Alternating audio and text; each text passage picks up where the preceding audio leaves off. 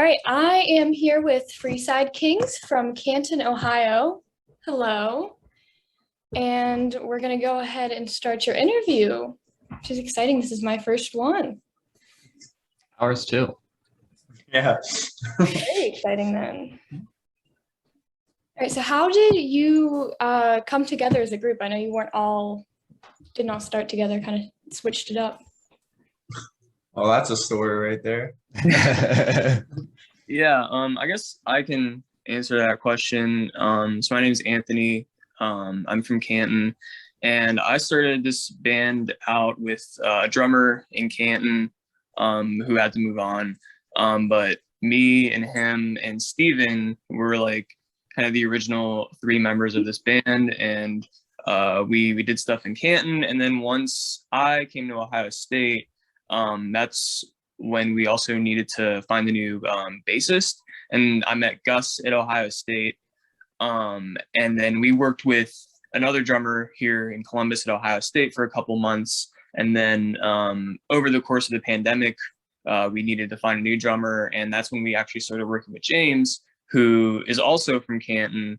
And him and I know each other from high school and have been friends since high school as well. And so now we have him as our drummer, and he most recently did the Indie Fest performance with us. That was kind of our first major show we did together. All right, thank you. All right, as kind of a group, I guess, is your music inspiration? Where do you kind of pull from? That's kind of interesting because we all have different go-to artists or genres, I guess. I don't know. I definitely see Black Keys inspiration in there. I personally am when it comes to my songwriting, I'm very inspired by the Foo Fighters. I know Anthony's got a couple artists that he'd like to name off too that he likes. Yeah, I'd also say, Black Keys, White Stripes. I mean, even some classic rock like Led Zeppelin and stuff like that. But I think Steven gave a pretty good answer to that. We all kind of have different genres that we tend to favor more. Like Gus kind of likes more of prog rock. James really likes punk. I really like blues rock. Steven really likes alternative rock, and sort of all that kind of comes together in the music that we make. And our first record, Welcome to Freeside, kind of pulled from some of those different sides. There were some more punk, pop punk songs on there. There was also some alternative rock. There were some more blues inspired riffs and songs on there. And now we're trying to move in kind of a more centered direction and kind of figure out how we want to combine all those genres into a more cohesive sound that kind of isn't just drawing from different genres everywhere, but kind of combining it into one that is really our sound. All right, is there a particular musician or group that you would want to work with, or a producer even?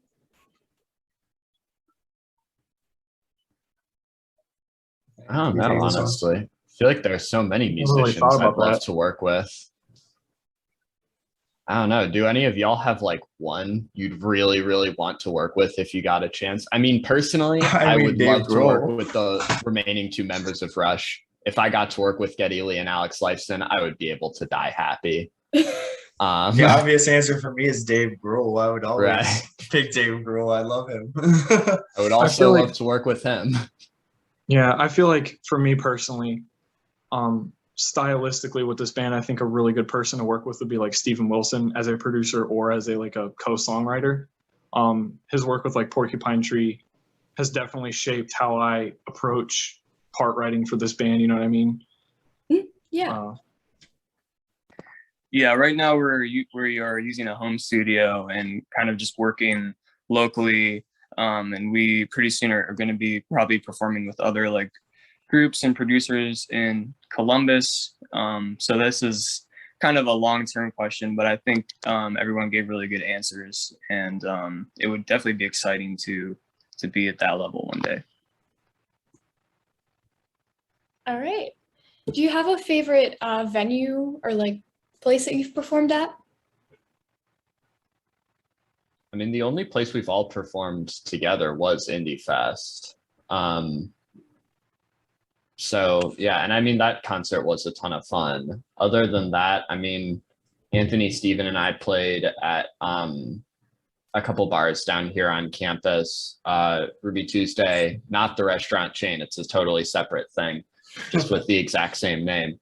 That was a lot of fun. We also played at this place called Cafe Bourbon Street. That was also a lot of fun. But yeah, I don't know if I could pick like a favorite. Mirror Lake too. That was fun, yeah. Pretty fun. Probably aesthetically, that was the most beautiful location we played at, just because the lake was right behind us. Yeah, yeah. That was one of my most favorite. Yeah, no, I would say Mirror Lake was probably my favorite. Yeah, I'd probably say Cafe Bourbon Street was my favorite. I really like the interior. It was a really cool place, and also they have Pierogi Mountain there. You can get delicious pierogies after you perform. That was like one of my favorite parts of playing there. And I guess there have also been some pretty famous bands that have came in and played at Cafe Bourbon Street before. Like Black Keys, for example, I think played there one time. So it's definitely a cool place to get into if you can. To know that like other big bands were kind of in your shoes there at one point in their career.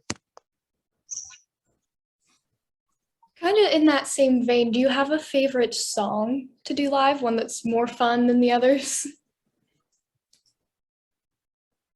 Ooh, that's actually tough. I feel we like all had a lot of fun with Arlandria. That's a lot of fun. Yeah.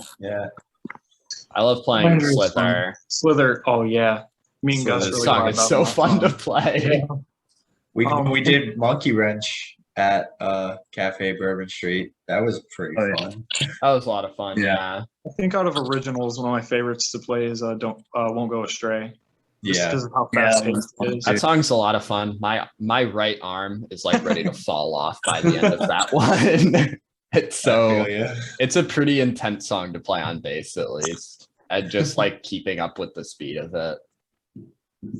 Yeah, I agree with that. And then I also love playing I'm Coming For You. And some of the stuff where, obviously we haven't played it live yet, but like some of the stuff we're working on now, I'm really excited to get out and play live. That'll be fun. Very much so, indeed. All right, so what is your writing process like? I feel like everybody has a completely different system, so it's kind of cool to learn about what other people do. I feel like we'll also all have completely different answers from one another. Yeah. I mean, pretty much how it's typically worked is one of us will start writing a song, and usually we'll get about like halfway to sometimes maybe like 75% of the way done with the song, and then we'll bring it to the group and be like, hey, you guys like the way this sounds? I've been working on it. 9 times out of 10 it's like, yeah, that sounds really good. And then we sit around, we play together, and then we talk about what do we think works really good in the song, what do we think maybe needs some adjustments. If any of us, like, usually the person who writes the song will like ask the other guys like if they think anything should be like added or removed or edited, and we'll just kind of talk and go through that process together, and sort of make the adjustments. Sometimes we'll even make adjustments like in the studio, like mid-recording, because then we'll get to like hear it better, and we can be like, oh, actually, like what would sound really sick there is like an extra guitar part or something like that. Yeah. I'm sorry, Anthony. No, you're good. I'm done. I was just going to say, I think the writing environment for this band is very, very healthy. There's a lot of creative freedom involved. Like nobody ever just like shuts down ideas. Even if it's kind of off the wall, we'll try it just to see if it works or not. And sometimes it ends up being really sweet. And other times it's like, yeah, I mean, that's a little wonky. We can try something else. But it's a very like welcoming environment in terms of writing. I feel like none of us are scared to approach anybody with ideas or anything like that.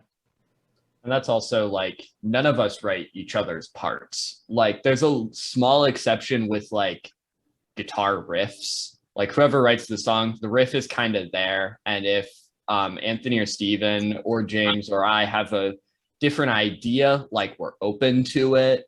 But it's like, especially with stuff that isn't quite what you would consider like the core of the rock song and just like what people hear the most, like the bass and drums, like James and I both, we write our own parts no matter who wrote the song, which just kind of is part of that like creative freedom aspect, I guess.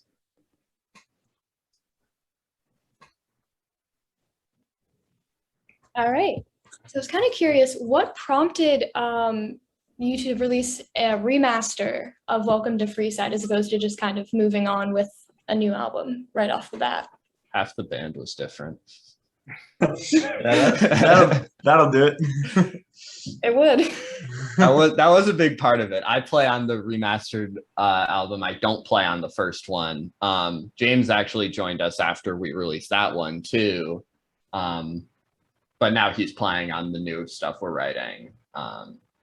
So yeah, and I'm sure Anthony and Steven also have other reasons. We just wanted it to sound more us. Like I feel like the original didn't really sound like us. It just sounded like a fabrication of what we could do.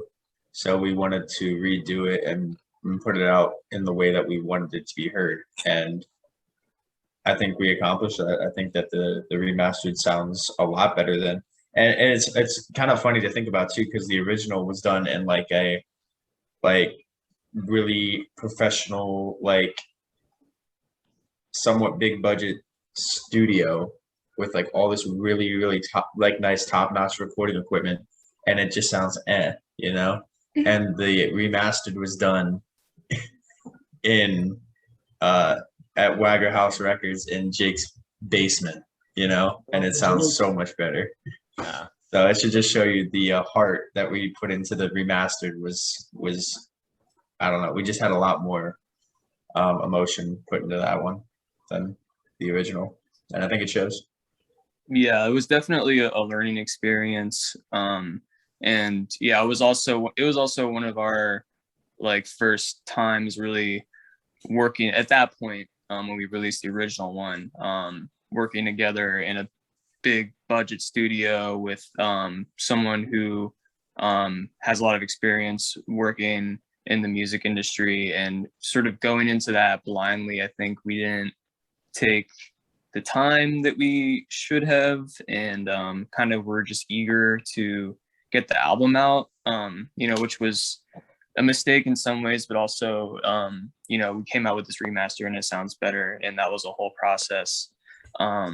But I think, like Steven was saying, we were just able to put more time into it when we worked at Wagger House Records, and it also probably would have costed us like a boatload of more money to like put in that extra time at the big budget studio we worked at on the original. So I think it ended up overall being a good thing in a lot of ways, and we were really satisfied with how the remaster sounds, but we're also looking forward now to releasing new music that is original and not you know, just the same stuff sounding different. Right, can you tell me anything else about your a new album? Or It's not- I said new music. I didn't say Yeah. anything about album, just We don't said have a new album. New We music. have a single we're hoping to release soon, pending some decisions we're trying to make as a band. It's the first one I actually wrote for the band, so it's very near and dear to me. But yeah, as far as like a new album, we're still a ways away from that. We've got other stuff that's like in the works, but really only one song that's pretty close to being done. We definitely do want to work on a lot of new music for sure. Yeah. But In the it's near just a future. process, you know. Yeah.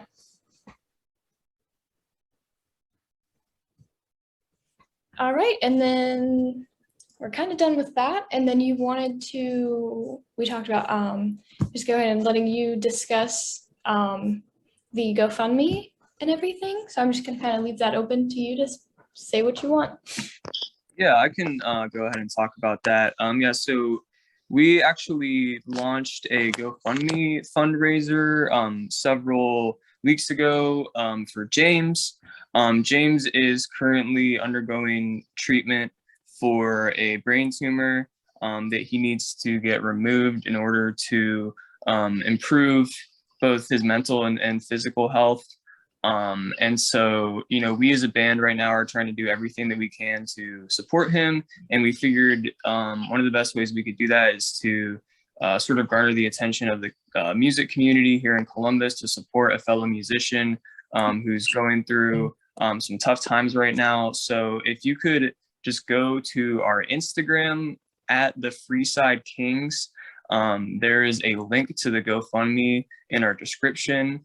And we are accepting any amount that you're able to donate. If you are able to donate, that would really go out to help James in covering his medical bills, which are going to be a lot of money for a treatment like this. But we're really hoping that we can help him out and alleviate some of that stress that's going on right now in his life so that he can put even more than he already is into this band.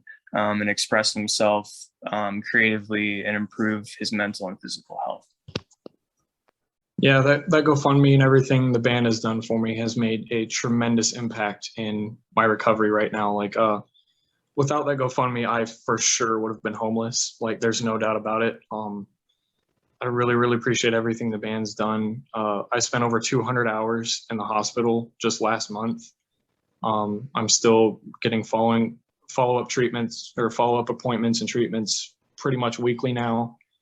I'm seeing a neurologist and primary care doctor and all that stuff. It's been incredibly stressful and really time-consuming and really draining, especially when you're trying to, you know, dedicate your time and everything to music. You know, it's gotten so bad that I was so strapped for cash I had to sell a drum set, and I'm the drummer in the band, so you know that isn't the most conducive to playing music and everything. But even if you can just share the GoFundMe, that would be so incredibly helpful. And I'm so appreciative of everybody that has donated to it and everybody that shared it. And hopefully we can get back to playing as often as we can.